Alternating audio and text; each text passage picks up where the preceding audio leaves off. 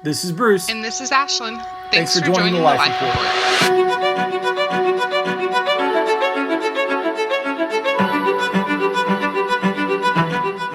Hey everybody, welcome to the Life Report. This is Bruce. I'm sorry that Ashlyn cannot be with us as she is traveling back from vacation with her family, but you're in good hands. So we've got a great couple that I get to share with you and allow them to kind of share their story. Alan and Jenny Beam. Been around Watermark for a while and actually just wrote the Watermark blog for Family Restoration recently entitled Baby, Girl, and Jack Jack. So we'll get to hear a little bit more about that. We'll link to that story in the comments section, but let me get out of the way for just a bit and let you meet my new friend. Hey, thanks for having us. Yeah, thanks so much, Bruce. So just to get us started, would y'all give us like the short story of one, how y'all came together, and then two, what introduced you to fostering?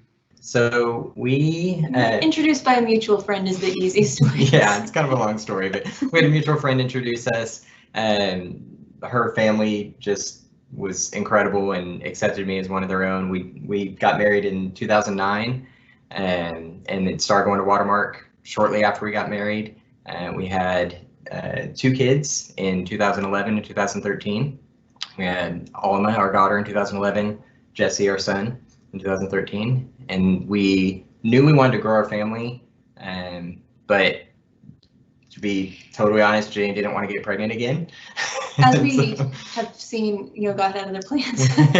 But I mean, frankly, we did go into fostering with it was very self-focused. It was, this is a thing we want, and what's a way that we can get that? It was not a servant-hearted venture at all. Yeah, we were hoping to foster so that we could adopt, and we really just had in our heads that our first placement was going to work out, and we'd grow our family, and then we'd be done. What did you expect when you began? Like, what were some of maybe the myths or the things that you just stepped into, maybe some of like the preconceived notions or even your motivations for fostering when you were getting started? I think the biggest one was that we thought adoption was like the standard, like kids were taken away from their parents because the parents weren't fit, and so we're looking for a new family who will take care of them and even though they would say in training, they're like, well, the goal is reunification, you have to support reunification. We were like, yeah, we know you have to say that, but we all know why we're here. Yeah. And just thinking we're here to help kids and also to adopt kids, and that there was it never even entered our heads that helping families was a thing that God could call us to. How did those expectations, how did that sort of like, yeah, we all know why we're here. How did that change from kind of that to maybe certainly where you're at today? Meeting the families of our placements made a big difference. It really changed our views, getting to know the parents, and just realizing these are people that, probably like grown-up versions of the kids that we love, and that if it weren't for God's grace, that could have been us in different circumstances. And that's not to say that there aren't a lot of families out there who are fostering kids who have really, horribly abusive parents who shouldn't ever get custody of their kids back. But in our cases, both families, they were just struggling and they needed help. They love their kids, and they were showing their kids love the best way they knew how. They didn't know how. And so being able to give the kids a safe place where they could be loved, and give the parents an opportunity to work on themselves and go through these classes and learn, hey, this is how you should parent your kids. This is how you show them love, and was just a very different mindset from what we had going in. Yeah. What was the response from your family and friends? Like, what kind of support did you get? Did you get any pushback? And how did people really come around you and help support so it wasn't just something you were doing on your own? I don't think we got any pushback per se. We had a lot of "that's nice, good for you" kind of support, like, and also, so proud of you. A handful of people saying, "Oh, well, I know so and so fostered somebody, and then they grew up and tried to poison them, and then now they're in a residential treatment facility." Like, okay. Yeah. But for the most part, everybody was just sort of theoretically, distantly supportive. And then once we had actual kids in our home, then it was, they were like, wow, these are amazing kiddos, and just totally became real. Yeah, we're very blessed. Both of our all of our sets of parents, I guess, were super supportive once they met the kids. Just called them their grandkids and included them in all the cousins get-togethers, and very, very supportive and sweet.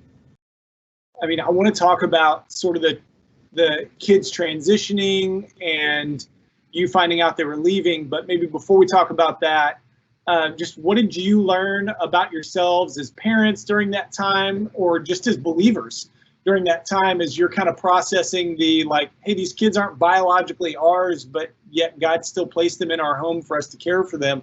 Like, maybe it was one or two insights that you just went, like, God, I had no idea. And now, you know, I think I see more clearly. I wasn't a good parent. I wasn't equipped to be a good parent like I thought I was. And the way that I parented my bio kids has changed. Changed drastically since we went through foster care training and since we had the foster kids in our home. And just the idea that we're taking these kids for a time into our homes and into our families, and at a certain time they may leave us, and that's hard, but that's true of my bio kids too. And God has given us our bio kids to steward as parents, and so that mindset has helped me a lot in how I view parenting bios and fosters. Just that these aren't mine. They're not mine. They're not for me to possess. It's my job and my role to parent them for as long as God has that in store for us. I think one of the biggest things that I learned in both parenting, our bios and our foster kids, was just that I would take things very personally that weren't about me. I grew up with this expectation that you obey the first time right away and you say yes ma'am or yes sir, and if you don't, that's a big deal. And so it was hard not to, and this was a problem long before we started fostering, but I would always see it as, it's something about me. They're lashing out at me. I'm failing as a parent, and not, hey, she hasn't eaten since 9 o'clock. She's probably grumpy and hungry. I would be too. I need to go, take care of that before we try to have this conversation.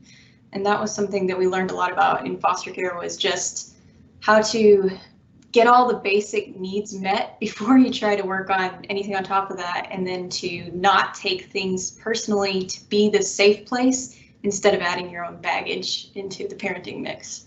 Yeah. Not that we've learned that completely, but we're at least aware of it now. How did you prepare when you found out they were leaving? So, it's kind of the number one reason why people say I could never foster or adopt, or foster rather, is, I just could never, give myself, love that child, and then let them go.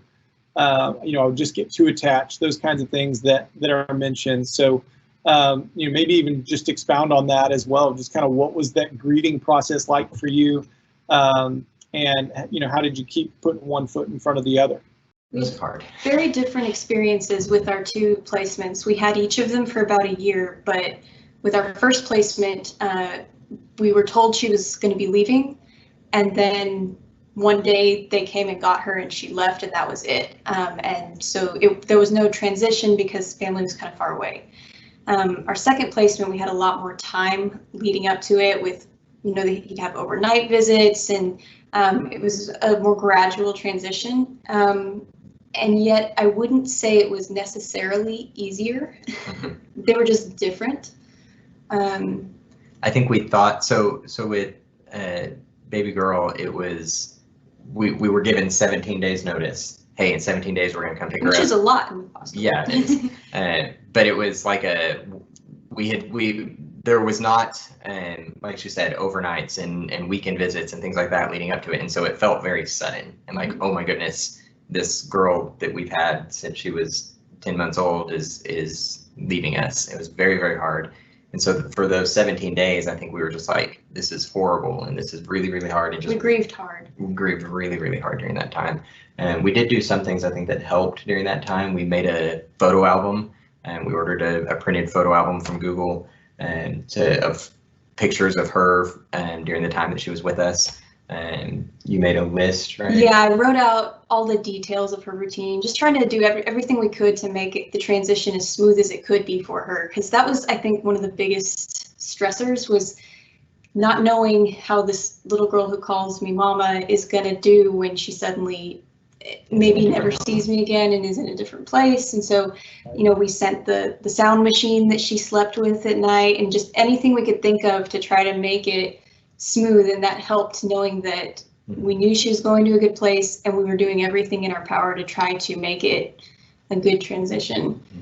And it was, for those 17 days, it was really, really hard. But once the day came and they picked her up and she left, there was almost a peace, like, okay, we did our role, we did our job, and she's going to we knew she was going to a safe home and with her siblings, and there was a lot of peace about that. And with Jack, we had a stronger relationship with the parents at the time that he went to live with them. And it was different because with baby girl, we didn't know if we'd ever see her again when she left. And with him, they were already telling us, hey, let's do play dates. We want to stay in touch. We want to maintain a relationship here. And so I think we had more of an expectation of not much is going to change. We'll still see him. Everything's in. And so we didn't grieve like we did the first time. And then it just hit us. We were like, wow, it's really quiet without him here. Found a random sock of his and just bawled. Like, it was just. So probably should have expected more of that, because once you feel all of that, then it's easier to keep moving. But we thought we could just skip that the second time around. And I will say we have been incredibly blessed with both of the placements we had, that we still have a relationship with them and with their families. And so we have been able to babysit baby girl and her siblings for entire weekends. And we've had multiple play dates with Jack and his family, gone over swimming and pizza at their apartment. And so it's been really a huge blessing to have that. And I think it helps to reinforce in my heart, like, okay, this is the right thing. Getting to see them thriving in their homes with their biological parents, and getting to have a relationship, and getting to be like, the time that we had them in our home and in our family in that way was not wasted. And it was, the pain we went through wasn't for nothing. It was, we loved them hard, and it hurt when they left, but the position they're in now is so much better because of it. Yeah. To your point about, I could never do that, which is something people say a lot, which I guess I probably would have said it before too, but I think it's just a misconception, because there's nothing special about us or any other foster parents. It's not like we don't feel it. It's not like we have supernatural saintly abilities that keep us from getting attached or just make us totally fine about saying goodbye. It's just, you have the ability and there's the need, and so you do it, and God gets you through it, and it's absolutely worth it. How did y'all determine when you would open back up? And obviously it's like, hey, our hearts are broken, we're going to take a break. And so how did you decide, like, hey, we're ready to jump back into this and have another child come and be placed with us and move forward? Pretty quickly. Yeah, I think we might have opened up too early, to be honest, between baby girl and Jack. I think that we were still grieving when he was placed with us. We had decided somewhat arbitrarily, we're going to wait 1 week for every month that she was placed with us. So we waited about 2.5 months and then opened back up. And I just remember the first week that he was there, just crying and being overwhelmed and just realizing, why did we do this? Yeah, and just realizing I was hoping that this was going to fix that feeling that I had when she left. And he's a kid, he's not a fix for my feelings, and had to work through that on my own and then pour into this sweet little boy. So that statement you just made of he is a kid, not a fix for my feelings. I'm gonna have to put that on a T-shirt or something. That's great. Oh man. Okay, so any stigma from foster care that you want to acknowledge as kind of being true or false? Any myths that you were kind of like, is this true? That, you know, either we're like, yeah, no, that's true, that happens, or just, nope, that's not a thing. I think uncertainty in foster care is true. It's a true stigma.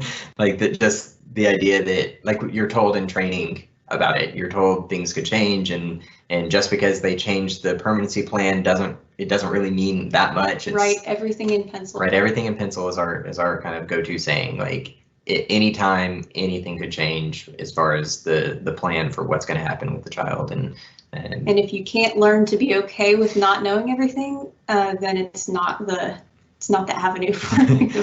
which we were talking about this recently, just how, I mean, ultimately that's life, right? You can't ever know everything that's going to happen. You don't know what's coming. It's just magnified in foster care that, you know, we at least have some illusion. Yeah, illusion of control and of just knowing what's coming. You know, with our bio kids, okay, summer lasts until this, and then school starts, and we got swim lessons on this day, and we got this and that. And with foster care, we don't know how long they're going to be here, and they say 12 months, extending to 18. We know someone who had a foster placement for over 2 years. Like, there really isn't. Had one for a week. Yeah, you know, it's like, yeah. But I mean, that's true of.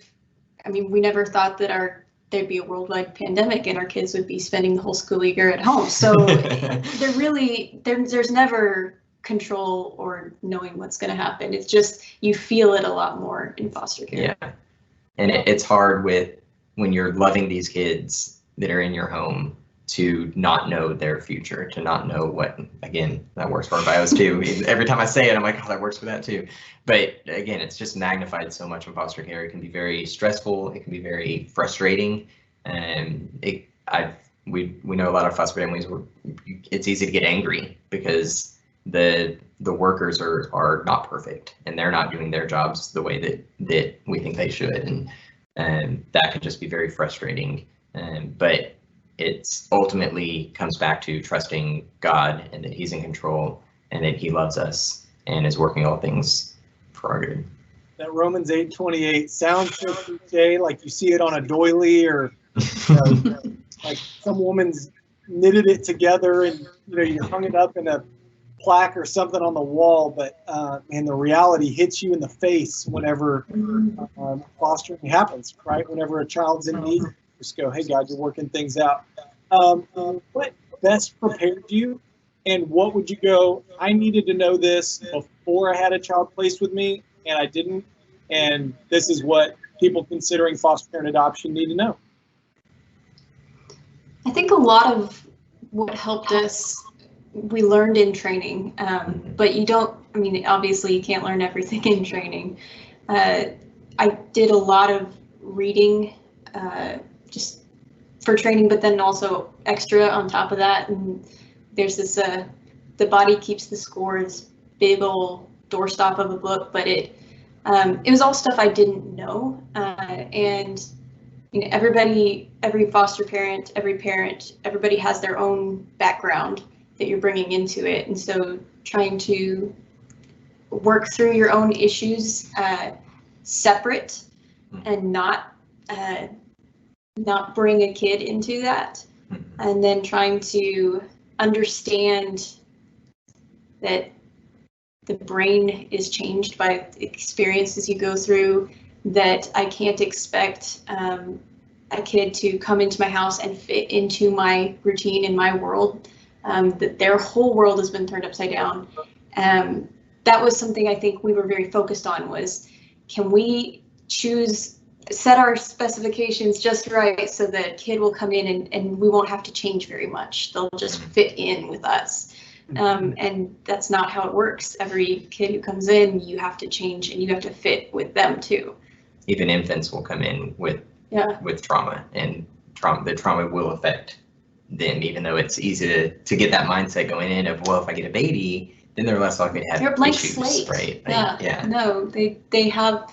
I mean, one of our placements had a tribal affiliation, And like, that's a whole world that she's connected to. And it's like, we can't just say this is a baby and, you know, we get to start her from scratch. She's a person and she has all her things that she comes with, and we don't trump her because she's staying with us. So. One of the biggest things from training that has stuck with me is kind of, I guess, from the parenting perspective, is the IDEAL acronym. And the one that really stands out is the L for leveling at the behavior. Like, my responses tend to be in proportion to how frustrated I am, not in proportion with what the child is doing. And so if my kids are pestering me, then it's either, okay, stop doing that, stop doing that, and just to yell at them, rather than being like, okay, what are they doing and what kind of response does that merit? If they're saying my name over and over again, daddy, that doesn't merit yelling. If they're running out into the street, into a busy street, okay, that merits yelling. Like, there are different levels of my response needs to be leveled with behavior in it. And it's a general parenting thing, not necessarily specific to foster care, but we learned it in foster care training, and it has drastically changed our parenting and the way that we can effectively discipline our kids, rather than just punitively punishing. Rather than trying to control their behavior, trying to meet their needs and establish security and establish trust. This is why you can trust us, and obedience can come from that, versus I'm just going to do whatever it takes to make you do the thing I want you to do. Yeah. So you mentioned the ideal response. Do you know what the rest of the letters stand for, just real quick, for those that are listening? I don't remember all of them off the top of my head. I know. All good. So they're immediate, direct, efficient, action-based, and leveled at behavior. So just a way of helping people think about how to engage with children, discipline them, that it's not like hey, a child just acted out and we're just going to let that stew for a while, but that it's immediate, and that then we don't rant on our kids for 2 hours. I know that was something that we just thought, oh, if we just keep talking to them, they'll eventually figure it out and be apologetic. It's like, nope, we like cut it down to like 15 minutes. You get a 15-minute talk, and if you haven't figured out in 15 minutes, that means we get to have another 15-minute talk later on down the road. And, action-based, so like there's got to be some follow-up, some follow-through. It can't just be, hey, we're going to have this talk and I'm going to be upset or I'm going to yell or whatever, which we're typically really good at as parents, of just yelling. I don't know where that comes from in the sin nature of things, but it's typically not real great. And then when you said leveled at behavior, would you kind of unpack that? Like I said, my tendency is to level my response. And so if my response is, hey, stop doing that, versus on a scale from, hey, stop doing that, to yelling or spanking, or, you know, whatever discipline that I feel I need to do. We don't spank, by the way. Yes, but on that spectrum, that response needs to be at the same spot as their behavior. And so not at my frustration level, not at how mad I am at them, not at how much it inconveniences me, but at how detrimental, how dangerous, how bad is the behavior that they're exhibiting. And so it's very, without that training, that's what I did. What I did is I had it with my frustration level. Just doesn't matter if it's a really bad thing, if I'm not that frustrated, hey, come here, no. But if I'm really frustrated, even if it's a really small thing, I'm yelling, hey, stop that, go to your room, and I'll deal with you deal with you in a minute, and not immediate.